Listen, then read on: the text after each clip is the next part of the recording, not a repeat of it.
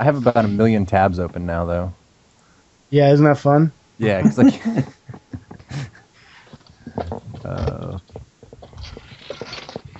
yeah, I hit about 6, and then I start going, man, I hope that I'm still recording properly. I say I was gonna get in the cute puppy war there with you, Peter, but I had too many tabs open. I can't function when I have more than like 5 tabs open.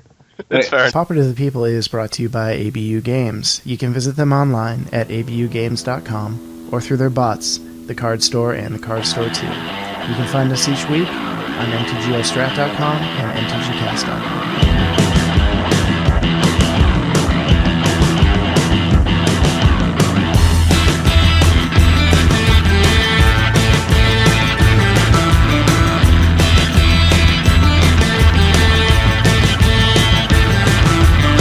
This is Pauper to the People, episode 122.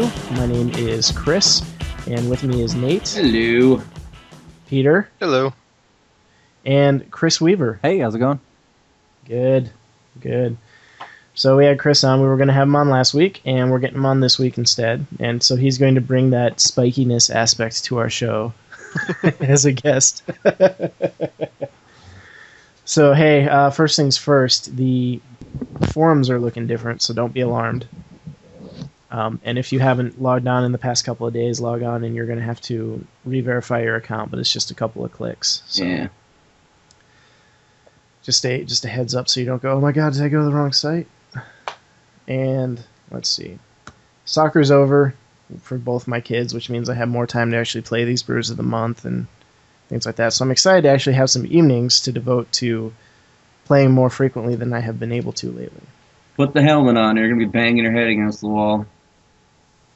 We'll get there. Let's see. Other stuff that's not Magic related before we get into direct Magic related stuff. I finished The Last of Us this weekend. Nice.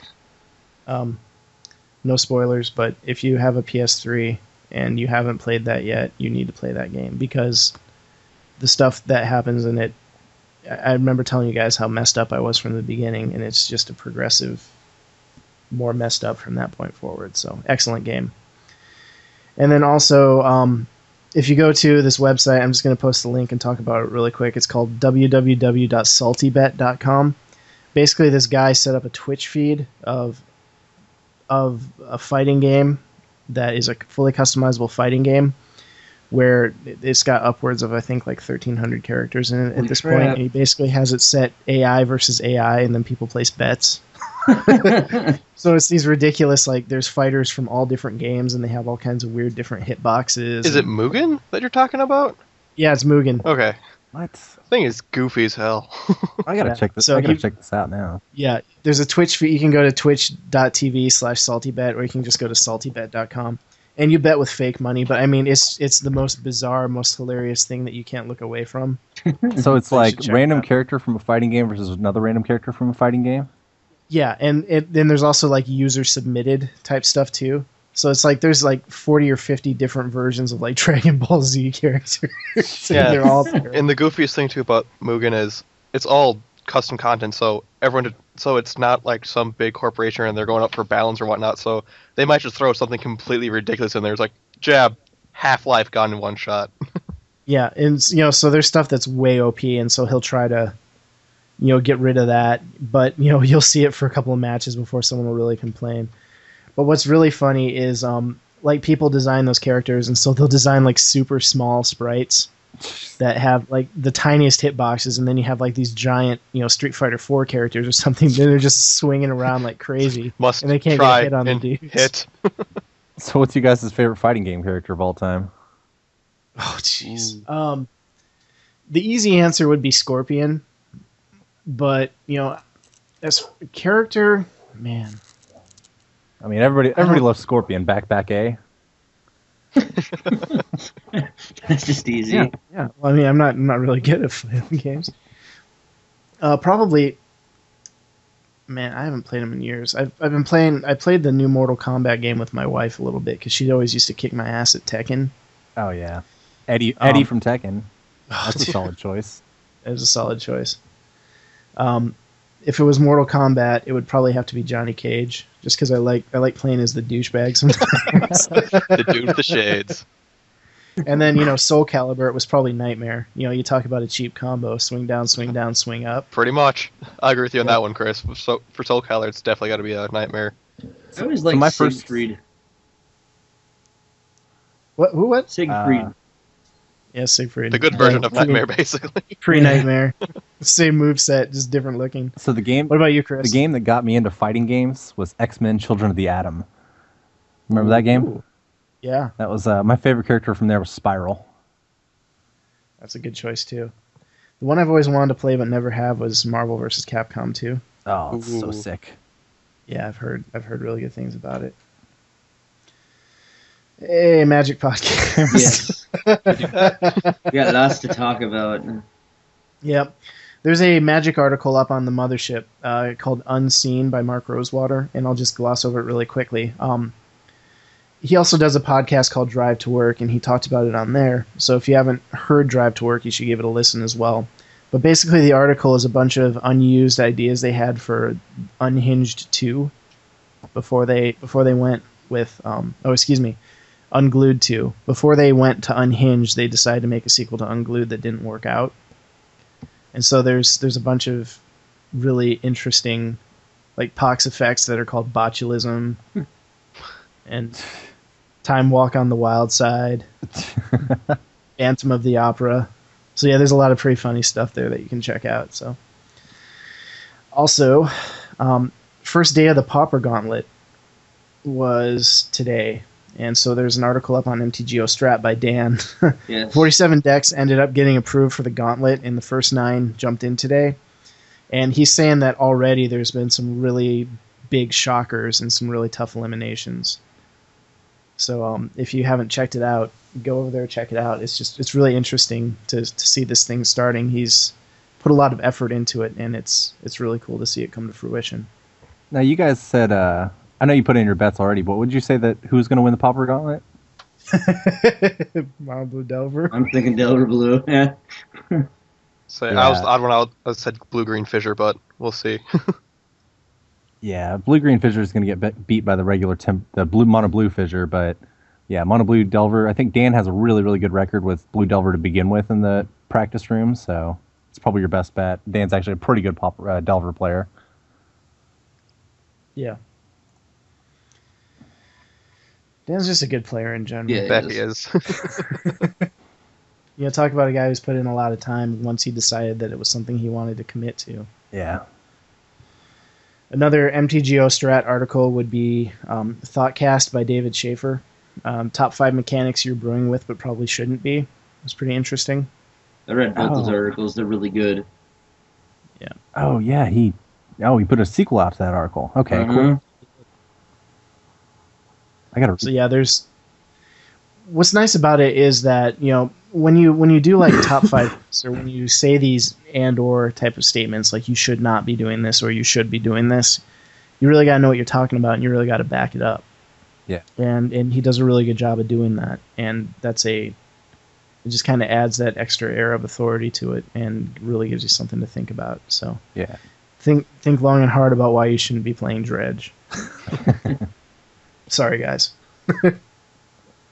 Yeah, David's a really awesome brewer, and he goes through a lot of testing, and it's relevant testing that he does.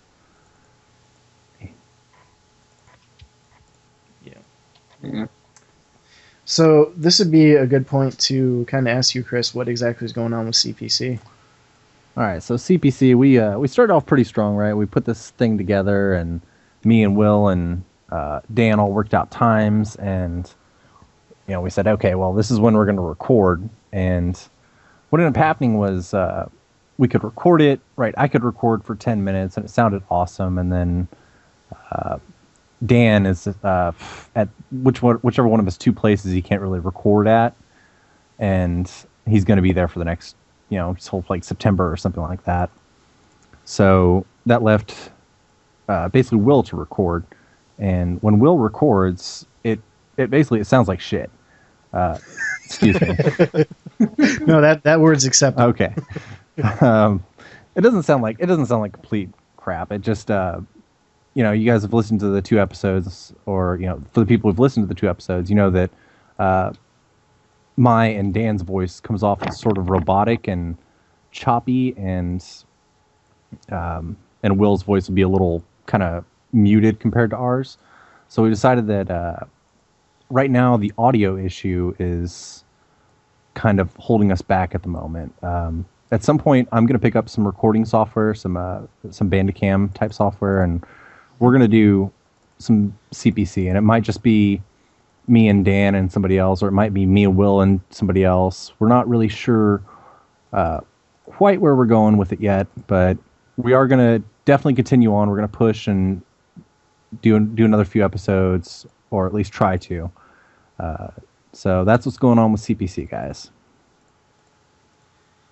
Excellent. It's like we mentioned prior to the show beginning officially. It's really nice, and I think the Pauper community really needs a definite Spike focused podcast to kind of be the yin to our yang, I guess, as it were. So it's definitely appreciated, and I for one, am looking forward to everything getting sorted out and you guys getting to a regular schedule to it. Yeah.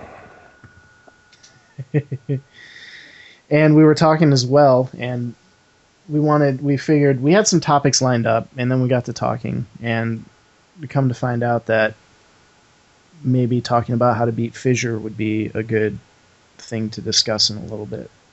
So yeah, sure. So Chris, how the hell do we beat Fissure? All right, so man, JSeries84 posted a really interesting article on MTGO Strat. If you guys read that one, right? The problem with Fissure or something like that. Mm-hmm. So what he addresses in his article is that you need to either have a deck that can beat Fissure or be playing Fissure. And the way I look at it, there's only really 2 ways to beat Fissure. One is be a Delver player and disrupt them, or 2, kill them before they can get online. So yeah, anything that's in between, or anything that's outside of those 2, you're going to have a really rough time beating Fissure. It's why White Weenie doesn't work right now, because White Weenie can't kill on turn 4, and decks like Stompy and Goblins can. Right? That's their plan. Their plan is to beat Fissure before Fissure gets online. And Delver, it can also get these really fast starts, and it can't quite kill on turn 4, but you can disrupt them long enough to where you can kill them on turn 6 or 7, because you've counterspelled everything that they have that's important, and then they have to, spend all their mana tapping out to cast a Muldrifter, which is normally a huge issue for Delver, right? If a Muldrifter resolves against, if a blue-red post player plays a Muldrifter and it resolves, the Delver player pretty much loses on the spot. But, a mono blue deck playing Muldrifter doesn't necessarily beat Delver. Right. And I think that the mindset, we talked about that a lot when the old Storm decks were around in abundance. And, having that self-defeating mindset as soon as you realize, oh, I'm playing a Storm deck, that's definitely something that you need to get out of thinking and understanding that, yes, it is beatable. It's not this unbeatable mythical deck.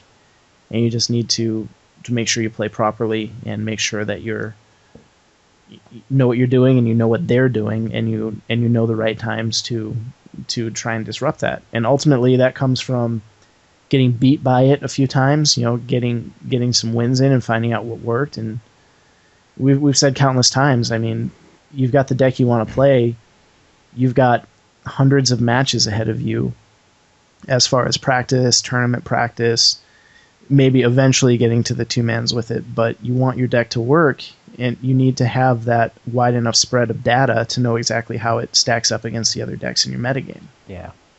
So, you need to be playing a deck that can either disrupt Fissure a lot or kill them on turn 4, because for a Fissure deck to go off on turn 4, they really need a very specific set of cards, like 10 specific cards, I think is what I had counted it out for. And Preordains will help them get there. Compulsive Research will help them get there. But if they don't have those 10 cards on turn 4, then they're not going to win, right? Right. they're going to be down to like 3 life, and maybe they'll fissure you, but then you just play another 1-drop or so, or you lightning bolt them, and they're dead. So it's definitely a beatable deck. Yeah, absolutely. I think that. Oh, go ahead. I guess when I before I started like brewing on the brew of the month all the time, I had just gotten my my Nivik Cyclopses, and most people know my favorite deck is Delver Fiend.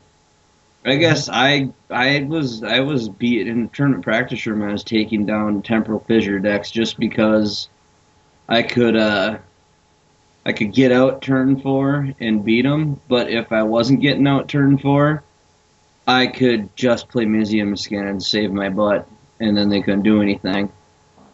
So that's that. Yeah. But I think a lot of it was dumb luck too. Yeah, and tournament practice room is way different. Like you can't. Yeah. The Fissure players in the tournament practice room just suck. They're awful players. Yeah, like I said, I think it was just dumb luck. Yeah, and when you are playing in the tournament practice room, it's like if you're someone who's learning a deck, you got to remember that there are other people in there who are trying to learn their decks. So just because a deck beats itself, that's not necessarily because the deck is you've got the good matchup against it, or because the deck is shaky. It's just a person trying to get the hang of it as well. Yeah, and I do think that the Cyclops deck has a good match against Fissure, and that's why it's still present. In the metagame. I think it's a fun deck to play. I love that. If I have to choose my favorite Pauper deck to play, I like playing Delver Blue, but for some reason, that Kiln Fiend Delver deck is my favorite. I love playing that deck. So much fun. Yeah, the Delver Fiend deck is 6% according to MTGO Accounts, so the metagame. Yeah.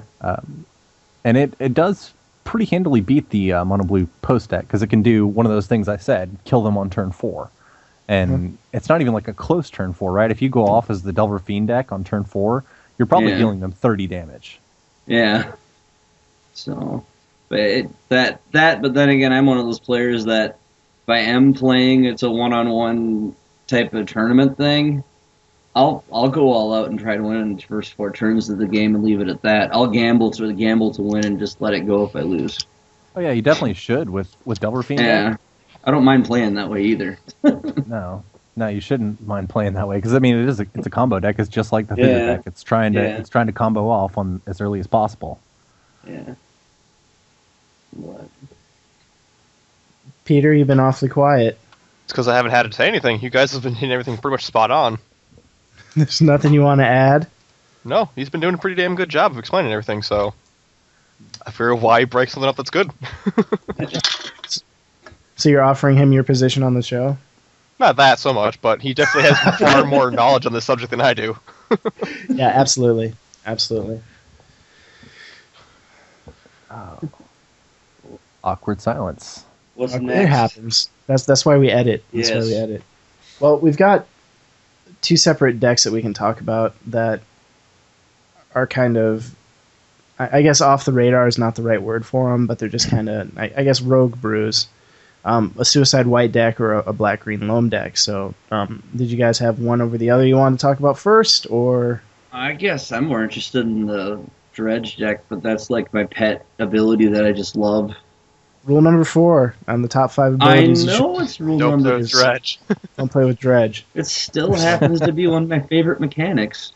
I'm telling you this as the guy that made that blue-black Reanimator deck that I played like 50 matches with, and one time I got an Ulamog's Crusher out turn 2, so I felt it was a success. Well, at least Wait, that's not a success? No, it was. It wasn't anywhere tournament viable, but I felt damn proud of myself. I would relish in it. One of the first Pauper daily events I ever played in, right? The first Pauper deck I picked up was Stompy. And the first daily event I played in Pauper was a Dredge Reanimator deck. So he turned 1 Faithless Looting, and he put an Ulamog's Crusher and something else in the graveyard, like a Dragon Talons, or the thing that the enchantment that attaches whenever you whatever. the Dragon Fangs, Wings, Shadows, or whatever it is. Yeah. So Dragon Anatomy. So I was like, oh, that's cool. I didn't know Reanimator was a thing in Pauper. And then next turn he exhumed, and I was like, oh, how the what? That's a common. So he did that to me 2 games in a row, and obviously I lost. Yeah. But I was like, Welcome to the format. It's like, what the heck? Welcome to the format. You get to play against a rogue deck that gets a nut draw. I mean, I know Dredge is not good in Pauper, but it's just, I don't know. Dredge is fun to play. I just love playing it. Like, graveyard decks are my thing. I love playing graveyard decks. I think they're fun to play. Yeah. And there's, again, nothing wrong with that. No, but I think if you're going to go with the graveyard themed deck, Tortured Existence is probably your best bet. Yeah. It is the most solid build out of any of the ones that are there right now.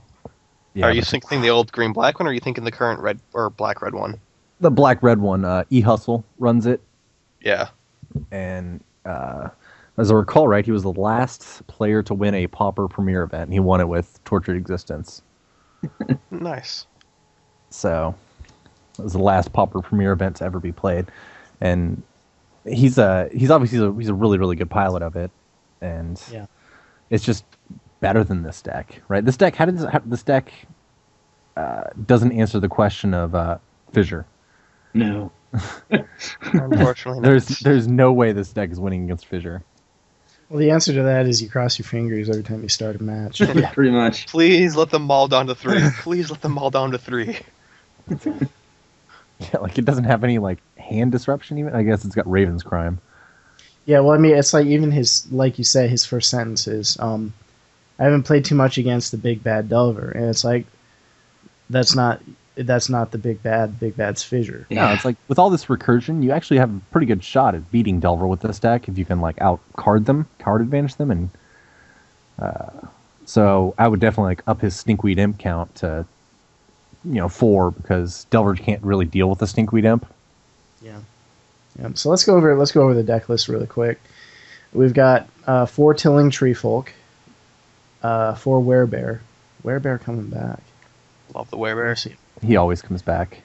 He's 4 awesome. Cartographer, 4 Frightcrawler, which was one I had to look up. It's from Odyssey, and it's a black colorless for a 1/1. Can't be blocked except by artifact creatures and/or black creatures. Yay, Fear. And threshold +2/+2 and can't block. So yeah, Fear. Fear before it was Fear. So isn't that called Intimidate now? Yes. And then 2 Stinkweed Imp. As far as the spells go, we got 3 Siphon Life, 3 Raven's Crime, 4 Grim Discovery, 4 Drown in Filth, and 2 Crippling Fatigue. And on lands, we've got 4 Swamp, 4 Forest, 4 Golgari Guildgate, 3 Quicksand, 2 Bojuka Bog, 4 Barren Moor, 4 Tranquil Thicket, and 1 Haunted Fengraf. Wow. Lots of variety of lands. And they all enter tapped. Exactly. Yep. I'm guessing he's just trying to use the draws to like initiate a dredge. Maybe. Well, no, his whole point is he's Loam, right? So he's getting lands back from his graveyard to his hand. So he plays his Tilling Treefolk and gets his Bojuka Bog and Barren Moors back, and he gets to cycle them again for more cards. Yeah. It's just a really slow engine. Yeah, it is. Really slow. And it's almost like that's the kind of thing that people are trying to not mention to him, but they're kind of going about it in a different way. Like, seems like it can get overwhelmed and has a tough time stabilizing the board. Is this right? To which the answer was just yes. There's good old E-Hustle. Yeah, exactly. And it says, I end up trying to recycle Quicksands as much as possible while staying alive with Siphon Life, making it difficult to find the right play between the two. It works beautifully against Burn. Mono black control isn't much of an issue, and most other rogue decks are just grind to win. But, I mean, that's the problem. Mono black control, it's a little too prevalent to maybe be considered a rogue deck in the metagame, but, it's definitely, you're not seeing it the way you're seeing Affinity. That and the discard mechanic in mono black control doesn't hinder this deck because it wants to pitch things in the grave and then get them back anyway, so... Yeah. And, Burn's practically non-existent. So. And unfortunately, it's not surprising, any kind of life gain tends to break Burn's back in our format, so... Yeah, like you said, just keep tossing land to Siphon Life all day and you'll win, because they'll go to top deck mode and then you can just overtake from there. Mm-hmm. Yeah, I mean, he's getting lands back with his Tilling Tree Folk and his Cartographer, so he can keep on pitching lands inevitably. And like his Grim Discoveries will recur his dead Tree Folk and whatever. So he's got an engine for Siphon Life to beat the burn deck, but you really shouldn't be in a real like in a daily event. You shouldn't be worried about burn too much. No. Right. And so let's see here. This individual says, we need to remove everything that doesn't either 1, win us the game with our plan, 2, keep us alive to do so, and 3, fill in the blanks with the best possible cards. So, I mean, right off the bat, he says Siphon Life is a one-of. Crippling Fatigue is good in theory, but I think you will find that paying 3 life is not something you want to be doing with a deck like this. Remove them all. Fright Crawler should be removed, which... Yeah. I would agree with that. Raven's Crime is actually quite good, but Raven's Crime is a good card anyway. And Grim Discovery and Cartographer are also just not good. So you could see arguments for 2 of each, but there has to be something better out for these spots. So as far as ads concerned, he says, first things first, Evolving Wilds seems like a card you want to play. When the engine begins to run, it can help you thin your deck out quickly. Maybe not a 4 of, but certainly needs to be there for this utility. Yeah, definitely. And then right away, Tortured Existence. Basically, all they're doing is turning this deck into the classic dredge build. Yep. Knot of the Bone is necessary. And then Mulch, which, I'm kind of surprised we didn't see it in there. Yeah, but I mean, he's talking, it's like, then you go Delirium Schemes, you go Wild Mongrel. So you're basically just turning this into the black-green Tortured Existence. So, Rogue Elephant considerations. Oh man, I love Rogue Elephant. Card's so good. For sure. Although I do love, what is it? The Shroud one, 3/2. Scythe Tiger? Yeah, that guy.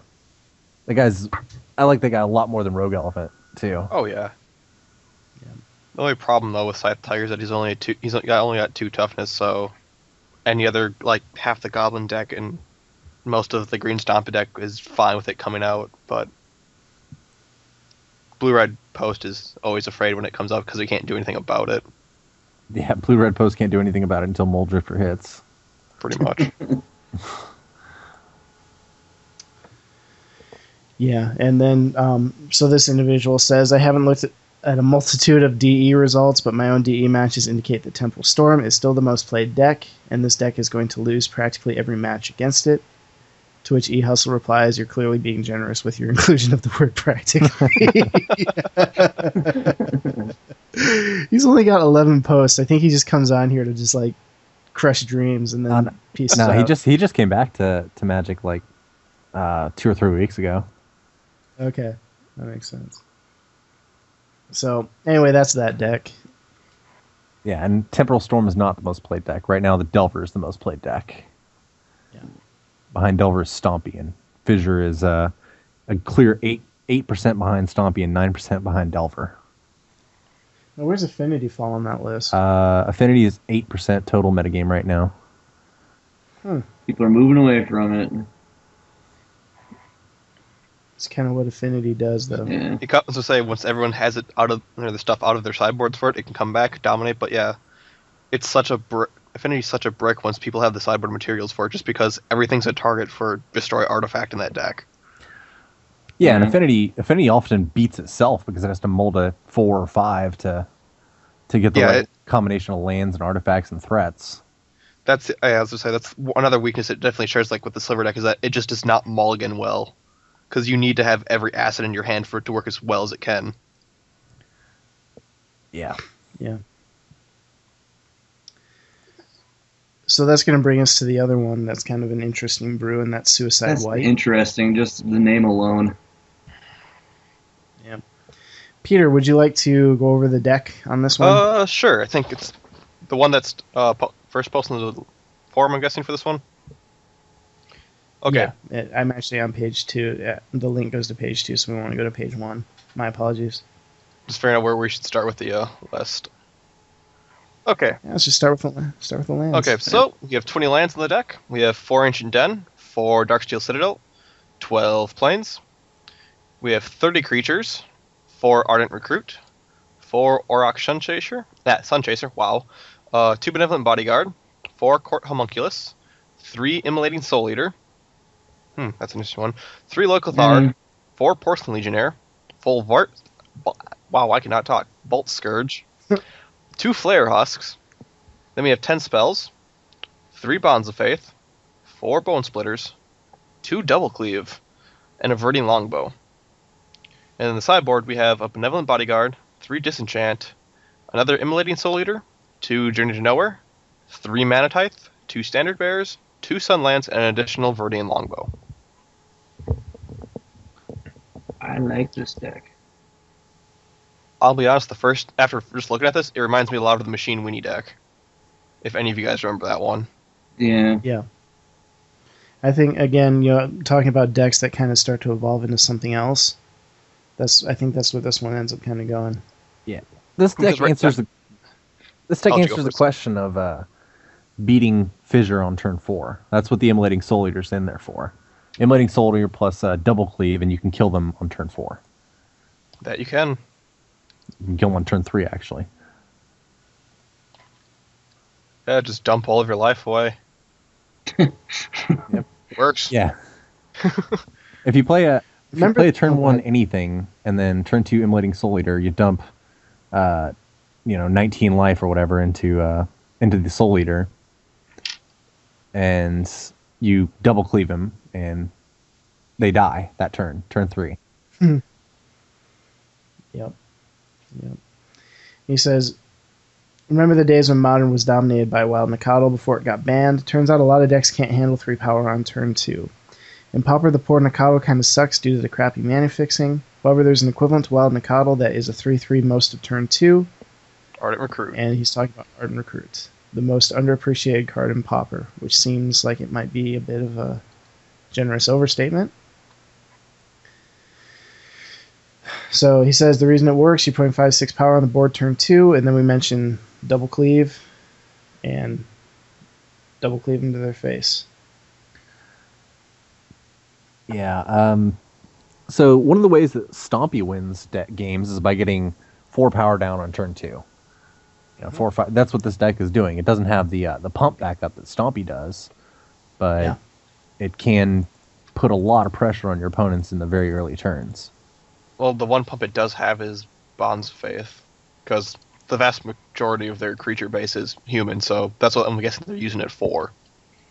It can be used as a Pacifism too, if need be, pacifism. but just looking at the creature base, I'm guessing that's why they decided to go with the Bonds of Faith over Journey main board.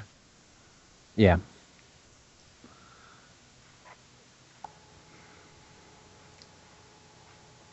Sorry, I'm paying attention. I'm just scanning through these for content.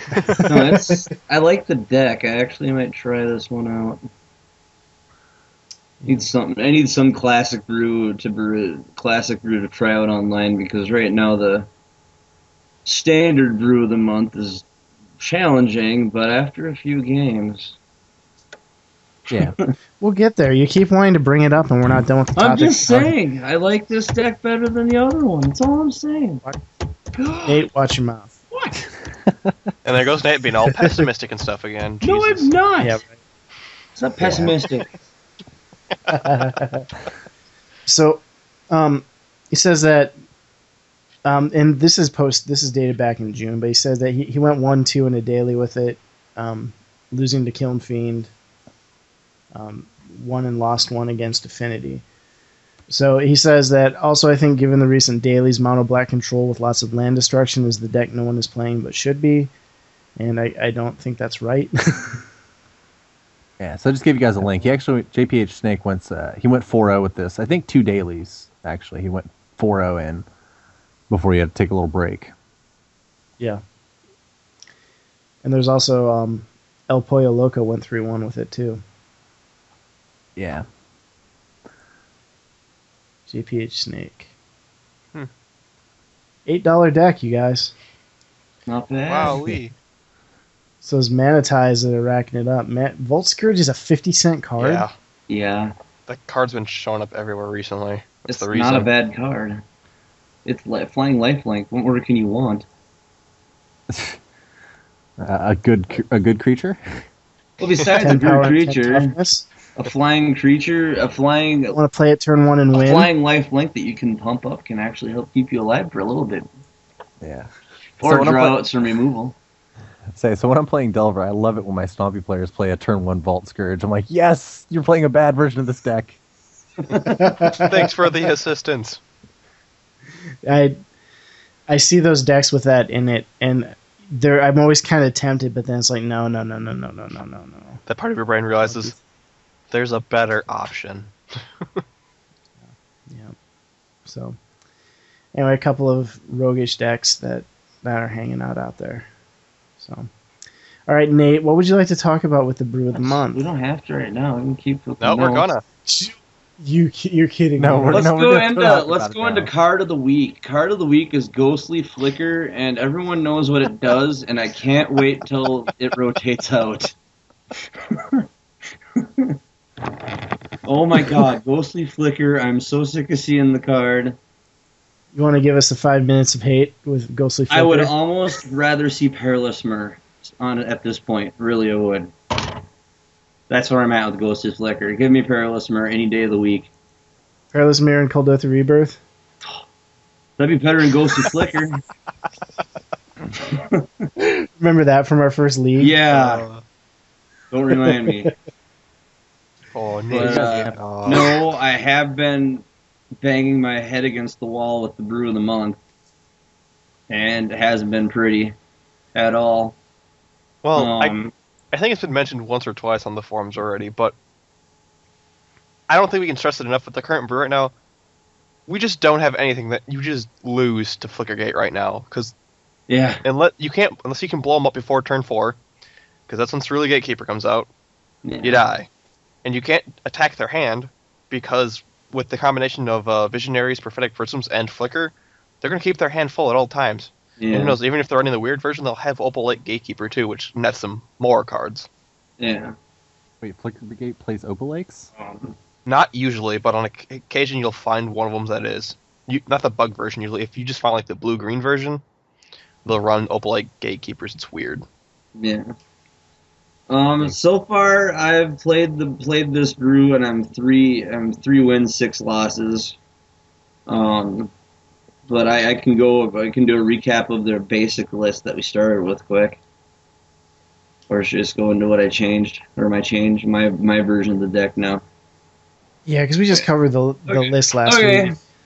Well, I made some changes, and right away we had people that were already not liking Pitchburn Devils, which I don't blame them. Yeah. Card is just trash. It's not worth Why? the 5 mana. Okay.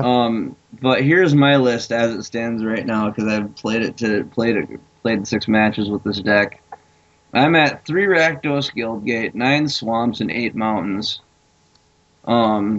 I've got 4 Bloodflow for creatures. I got 4 Bloodflow Connoisseur, 4 Bloodthrone Vampires, 4 Butcher Ghouls, 1 Driver of the Dead. I cut a bunch of them because they, like, in the basic list, if you ended up, when you're playing the basic list, if you end up with 2 Drivers of the Dead or the Pitchburn Devils, you're pretty much stuck with those cards, and you're holding them forever.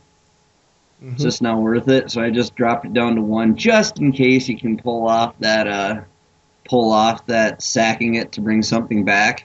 But I think it's very close to being on the way out of this deck completely.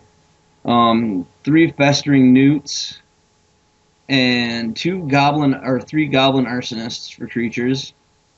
And for spells, I'm with 3 Active Treason, 3 Brimstone Volley, which is the clear champion of this deck. 4 Krenko's Command, 4 Searing Spear, 3 Sign in Blood, and 4 Tragic Slip. The sideboard is 3 Beckon Apparitions, because I hate Ghostly Flicker, like, a lot. 3 Duresses to go after Ghostly Flicker, 2 Mind Rots to further make them discard their control cards, 3 Thunderbolts to go after the Flyers, 3 Devour Flesh because, hey, I forgot Hexproof was a thing. and one brimstone volley, because the brimstone volley is clearly what makes this deck work.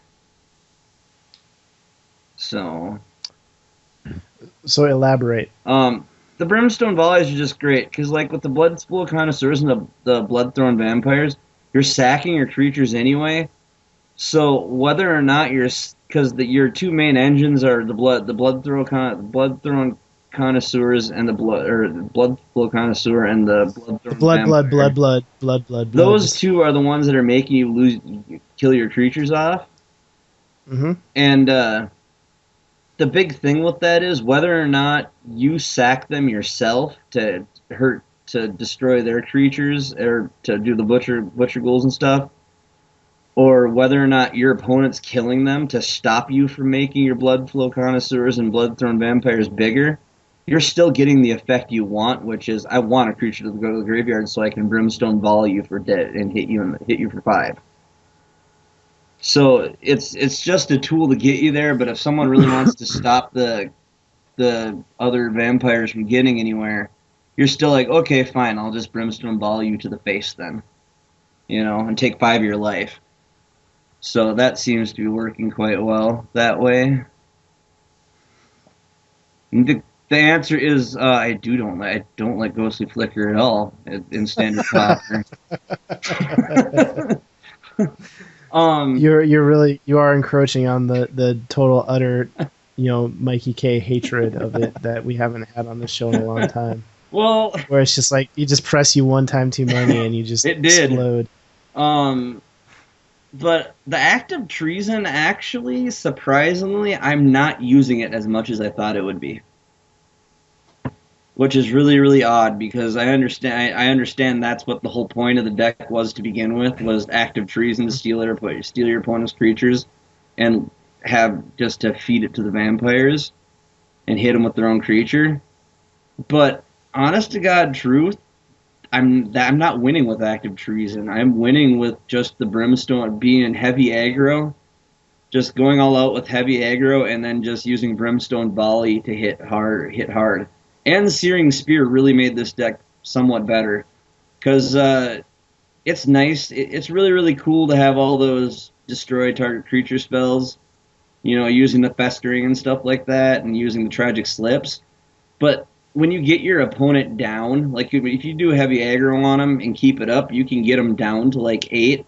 And then after they get to 8, it really comes down to, hey, I got these burn spells that I've been holding that I just happen to have, and they have no creatures on the board. I'm going to put this to the dome. So you can really just aggro down and then get in there with the Brimstone Volleys and Searing Spear to win the game. Which, that's how I'm winning with this deck. I'm actually burning my opponent out. It's not actually using active treason to win. So that's just what I'm noticing so far. But the Flicker deck is a problem. It's like a huge problem. But there is a mill deck that's coming up now that people are using, and that's proving to be a little bit hard too. Granted, you mean the blue-black mill deck? Yeah, that blue-black mill deck is actually pretty darn good. It just, if most of the time you can destroy Rex aggro decks. Yeah. It has a pretty darn good matchup against the Flickergate deck, as long as, especially if the Flickergate player doesn't have Grave Purger in their deck. Yeah. Because that's the only card that stops them from getting milled out. Yeah. And the main reason why the deck is so dang effective is Crypt Incursion. Yeah, Crypt Incursion was ridiculous. Out of the 6 games I've played so far, I've faced on 2 mill decks, and I actually did pull off I lost one game, but I still ended up winning twice. Well, the one game was funny because I was down to like 3 cards, and I literally had one more turn to win, and he was at 8. So I happened to have a Blood Flow Connoisseur as a 2/2 and a Festering Nudo in them play, and holding Brimstone Volley up in my hand, and he had like 1 card or whatever in his hand, so I'm like, all right, and I was already staring down 2 Curse of the Bloody Throne, so it's like, okay, I need to win this turn or I lose. And I knew he had 1 card in his hand left, and I didn't know what it was. So I'm like, okay, I'm going to swing for 3, get him down to 5, and then I'm just going to initiate the sacrifice and go for it. And I did, and he was bluffing the whole time. He didn't have a counterspell in hand, and I ended up winning that way. But yeah, it got down there. I was like, crap, if I am done with this turn, I just lose. It was a lot of fun. That was a fun matchup. And the players, the people I were the guys I was taking on with those mill decks, they were having fun watching me pull myself to victory, like barely. So it's funny, you never remember the times that the counterspell player didn't have or had a counterspell and they just crushed you. You always remember that time they weren't actually holding a counterspell. Yeah, and you always tell yourself you'll do better at reading it next time, and then you never. And I honestly think that that one guy I took on, I swear to God, he kept one card in his hand just to scare me. Oh yeah, you don't do that. You always keep that one land. Yeah, you always do that. I know I'm playing Stompy, and I don't have any access to counter spells, but it could be a giant growth or something. Just some buff spell, any kind of combat trick, something that your opponent doesn't know about. Yeah, because then they have to play around it, and sometimes that can buy you a turn or two. Yeah, but no, I'm finding this brew it's hard to play. It's not like impossible. I mean, it takes a little bit of work, but if you grind it out right, it will work for you. And like I said, there's a few cards in here that are in contest of whether or not I'm even keeping in. Like Active Treason is I just don't use it enough, and it might become a sideboard at best at this point. And the Driver of the Dead, I'm pretty sure, I don't know what to put in place of it, but I'm pretty sure that's going to go away. Called it. So I'm not liking it. So it sounds like this deck is playing like a Sly deck, right? Mm-hmm. You're beating them down early with creatures, and then finishing them off with burn. Yeah, pretty much. And if that's the case, you really kind of need the Active Treasons in there to get their annoying blockers out of the way, like the Surly Gatekeepers. But I mean, like I said, those are my matchups. I just haven't seen the need to do it because, like, by the time I get an Active Treason, I've pulled off a Tragic Slip trick, or something else, or just flat out got my one creature too big to the point where they have no choice but to block it and sacrifice their creature. Yeah, I mean, I can still see it being good against like Seraph of Dawn, though. Yeah. I guess your Festering Newts take care of Seraph now, unless she has the travel preparations where they put counters on them. Yeah. Yeah. So yeah, I think Active Treason is definitely necessary to take care of Seraph of Dawn. Oh yeah. It's weird though because Seraph of Dawn hasn't been making much of an appearance lately. No. Because Green-White's gone. White-Winnie's... I can't remember the last time I've played against it. It was in our Blue-White control deck because it made a sweet finisher. Yeah. But even then, she wasn't always the answer to win with just because you got her out there and she'd get bounced away or something. Yeah. And the funny thing about adding Devour Flesh to the sideboard was I ended up having a matchup where they played the 3/3 hexproof Primal Hunt Beast. And I'm sitting there. I had a handful of removal spells, and the guy goes Primal Hunt Beast, and I'm like, oh, I forgot that's a card. Because I had no problem with all the other stuff he had in play. It was like spot removal here, get rid of this creature, get rid of that creature. And then it's like, oh, damn. This guy's going to hurt. This guy's going to hurt me, So. Like I said, you play one game against Younkin Champions and you lose, and you promise yourself that's never going to happen again. But yeah, it's been fun so far. So you didn't decide to go with Blood Baron? No. I tried to get him to do it. I don't like it. Being that we're only doing this for a month, I kind of like the Bloodful Connoisseur, because if you can keep up with the 1/1 counters, he actually becomes so big to the point that your opponents can't do anything about him at all. Until Mr. Really, hits play. Can't really do anything about him. Silent Departure. I say unsummoned. Well, I know. But the funny thing about that is... Flickergate. the funny thing about that is I have face down. I've been playing one of the 6 matches. I can't remember which one it was. I did face down Silent Departure, and I just ended up with it was, I think at that point I had 2 Bloodflow Connoisseurs in play, so I kind of snuck another one in there. And he was staring. He did remove my big one, but it's like, oh, in response, I'm just gonna reverse it. I just sacked the Bloodflow Connoisseur to the other one. It was like, okay, I'll just put him over here, and then it was really wasted at that point. So that you're worked saying out for me. you spent 3 mana for a +1/+1 counter? Pretty much. Okay. Well, if he was gonna get brought back to my hand, and I was close to winning anyway. He was down, so it was a last ditch effort. Pick on Nate Night or something? Huh? Is this pick on Nate Night here? It must be. Nah. No, he was down on life, and he had played that card as a last ditch effort to get rid of my big guy. So it's like, I have the burn spells sitting in my hand. Oh well, I'll just bounce it over, you know. So, but no, it's been. I can understand the rationale behind it. It's just, is that a fringe situation, or is that something you're trying to do every time? Yeah. But I might actually take out the Bloodflow Connoisseurs and just try the Blood Barons just to see what happens. Because one of the first things that someone posted on our brew right away was how he did right away. They called it right away. I think it was Avery called out 61. Sign in Blood. It was Avery 61. He's like, yeah, sign. He called out the Pitchburn Devils. He didn't like those immediately, which I don't blame him. That card is just, it might be good and limited, but it just isn't worth the 5 mana at all. It's not even really that good in. It's not even really that good in M14. I mean, it's good, right? It's a solid card. You're never cutting it from your deck in limited draft, but like, it's not even like super exciting to draft it. Yeah, it's not worth the mana you pay for it to just throw it in your graveyard to deal 3 damage.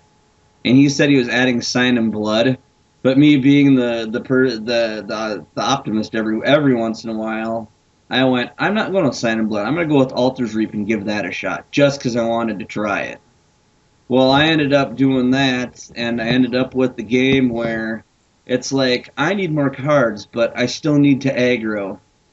So if I play this to get 2 cards, I'm hurting my aggro because I have to sack a creature to it. You gotta play Blood Baron. Yep.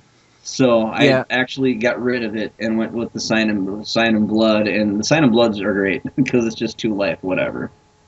Yeah, and I say play Blood Baron because the Bloodflow Connoisseur is just, it's too slow. It's very much a more grindy card, and Blood Baron, if you're playing like a slide deck, you want to kill them ideally between turn like 5 and 7.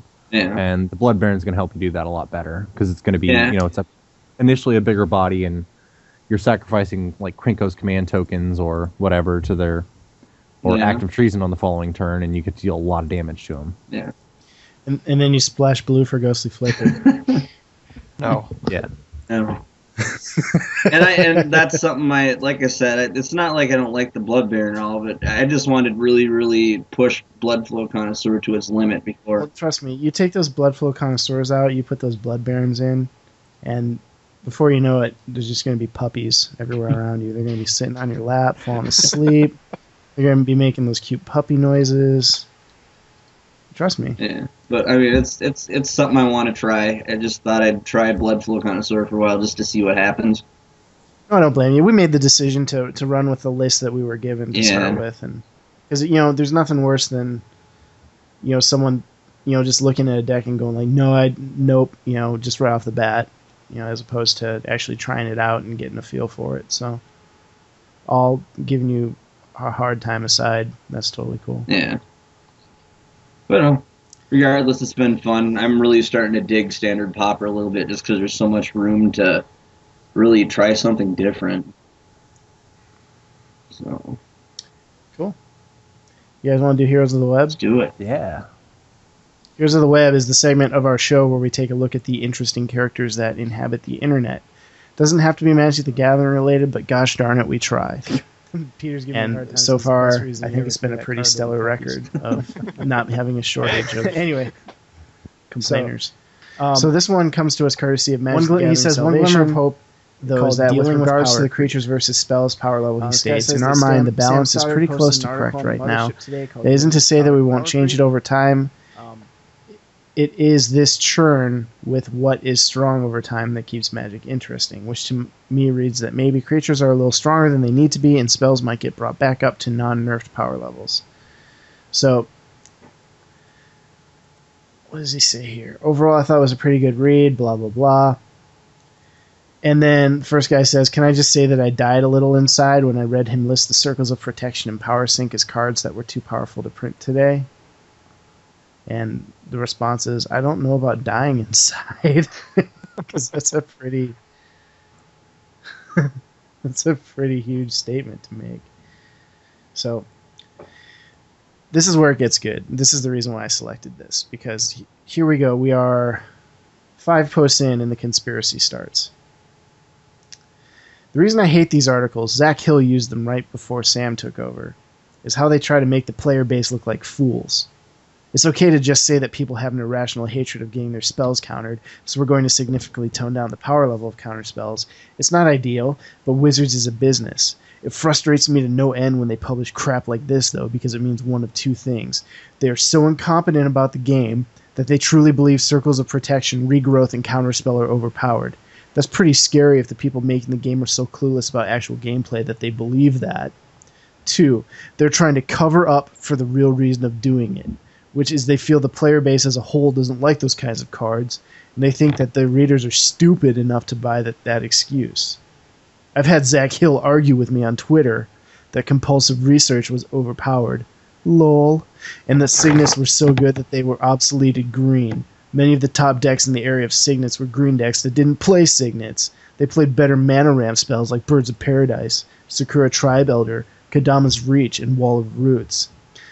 They pretty consistently make irrational arguments about why they're moving away from certain aspects of the game, when the best standard environment they've ever had, Rav 9th Edition Time Spiral block, had all these elements present. Ditto goes for the countless excellent limited formats that had strong removal, which have been replaced by thoroughly mediocre limited formats with poor removal spells. Okay, so if Wizards are screwing up, I'm liking the way they're screwing up. Because I came back to Magic in Dark Ascension, and Innistrad Limited was awesome. Yeah, it was. Return to Ravnica Limited was awesome. Gatecrash Limited, I mean, I can go on the list. And even this last core set, M14, I'm loving playing M14. Yeah.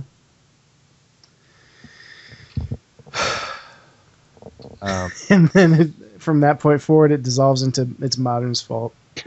Guys, it's Modern's fault. It's always Modern's fault. Yep. I think that was... that's that guy's signature, I think. Oh, wait, hold on. Can you edit that part out? No, that's fine. But I mean, it's great when people are saying, let's ignore the World Championship, both team and individual, both in standard and modern formats, was littered with control decks and was won by a control deck. You know, a bunch of counters, instant speed card draw, some sweepers, and a few finishers. Funny that, but go on, don't let reality mess with your views.